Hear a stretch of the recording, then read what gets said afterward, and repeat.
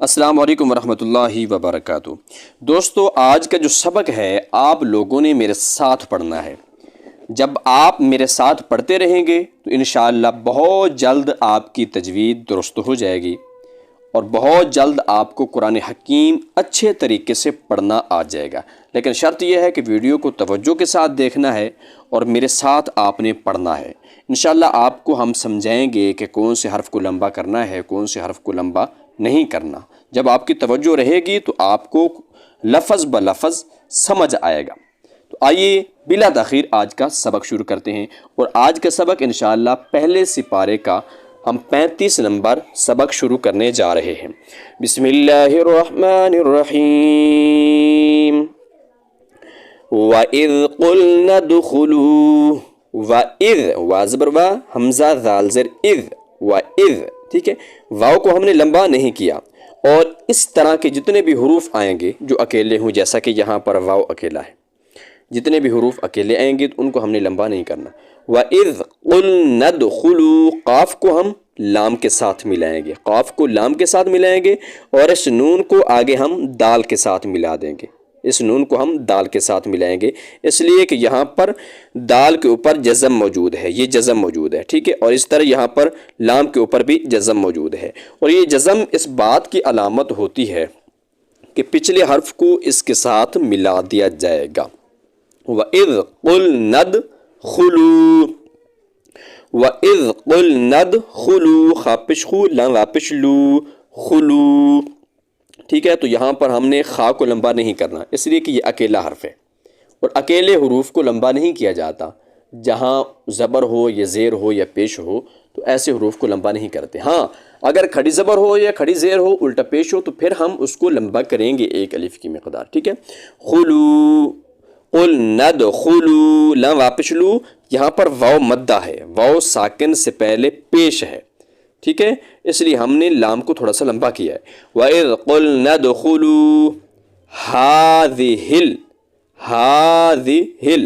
یہاں پر کھڑی زبر ہے، ہم نے آپ کو بتا دیا کہ کھڑی زبر والے حروف کو لمبا کیا جاتا ہے۔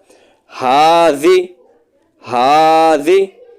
الْقَرْيَةَ، ہا کھڑی زبر ہا، ذال زر دی، ہاذی، ہا لام زر ہل، هَٰذِهِ، جو لفظ آپ کو سمجھنا ہے تو آپ نے اس کو جوڑ کے ساتھ پڑھنا ہے، آپ نے اس کو جوڑ کے ساتھ پڑھنا ہے، تو انشاءاللہ آپ کو قرآن حکیم کے پڑھنے میں اور زیادہ آسانی ہوگی۔ هَٰذِهِ الْقَرْيَةَ، قاف را زبر قر، یا زبر یا، قریۃ زبر تا، قریۃ، هَٰذِهِ الْقَرْيَةَ، وَإِذْ قُلْنَا ادْخُلُوا هَٰذِهِ الْقَرْيَةَ، دیکھیں ہم نے پہلے یہاں سے شروع کیا، یہاں تک پڑھا، پھر ہم نے یہاں سے شروع کیا، یہاں تک پڑھا ہے، ٹھیک ہے، پھر ہم نے آخر میں دونوں کو ملا دیا۔ وَإِذْ قُلْنَا ادْخُلُوا هَٰذِهِ الْقَرْيَةَ فَكُلُوا، فا کو کاف کو لمبا نہیں کرنا، لام کو ہم لمبا کریں گے۔ فَكُلُوا مِنْهَا حَيْثُ، سا پہ سو، سا کو لمبا نہیں کرنا، حَيْثُ شِئْتُمْ، شین حمزہ زیر شی، تا میم پشتم، شئتم، رغداً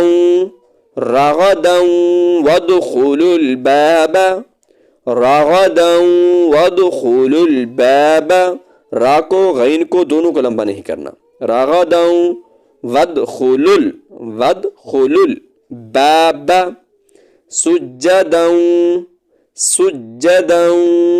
وقولوا، سجداً وقولوا، قاف واپش قو، لام واپش لو، قولو، ٹھیک ہے، اس لیے ہم نے قاف کو لام کو لمبا کیا، ان کے ساتھ واو موجود ہے۔